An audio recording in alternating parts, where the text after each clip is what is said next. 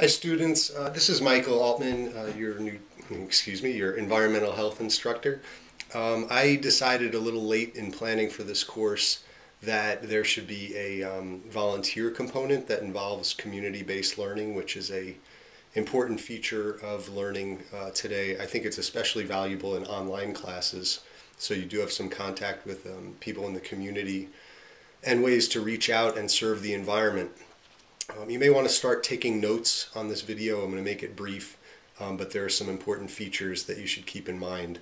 There are several organizations that you could get involved with, and you can inquire locally whether you're in the area or outside of town.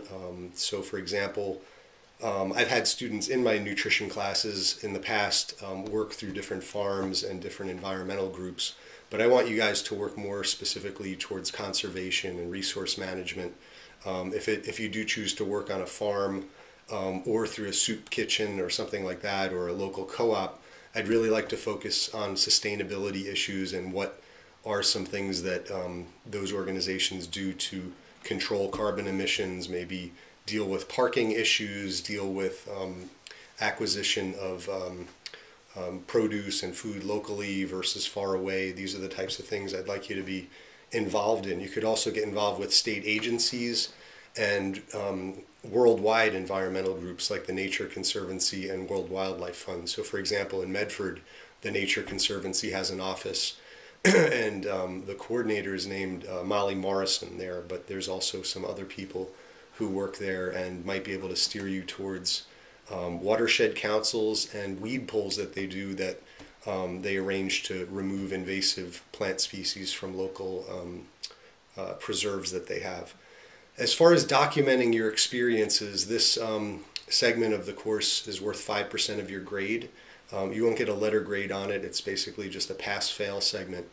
So what I'll expect you to do is post your intent to the journal. There'll be a journal that you can post to, and then you'll also have 1 to 3 posts that you can put in as an actual journal of your experience. So if, for example, you cover your 6 hours, which are what I'll require, in 3 parts of 2 hours each, I'd like you to document and journal about each one. If you do it all in one day, you could post once or twice. It's really just about getting those 6 hours in, which you could do in a weekend, or you could do on several evenings. This is a pretty minimal requirement, but I like the idea of about 30 of you students being out there, or 35, doing this work towards what you're learning about, really putting what you learn about into play. So again, I'd like you to also post a confirmation email. So whatever group you work with, you'll have a sponsor, and that is the coordinator. So that person should not send an email to me. They should send the email to you, and then you post a copy of that email to the journal, and that confirms that you did the work. So you can check in before you begin with the undertaking, and unless I reply, I would say that that is fine. And then afterwards, you should have that confirmation email from them. That's a requirement to know that you actually did the work. And then, of course, you're journaling about the topic. One thing about volunteering in the community or anywhere is to really be aware of your surroundings and especially your limitations and, most importantly, your safety. So don't get involved in anything where you feel uncomfortable or unsafe. So for example, if you're working with a watershed council, typically you're going to be pretty far back from a river if you're removing invasive species. But don't get yourself in a situation where you feel uncomfortable and you feel unsafe, or you're working alone in an environment that doesn't feel right to you. So safety is the most important thing.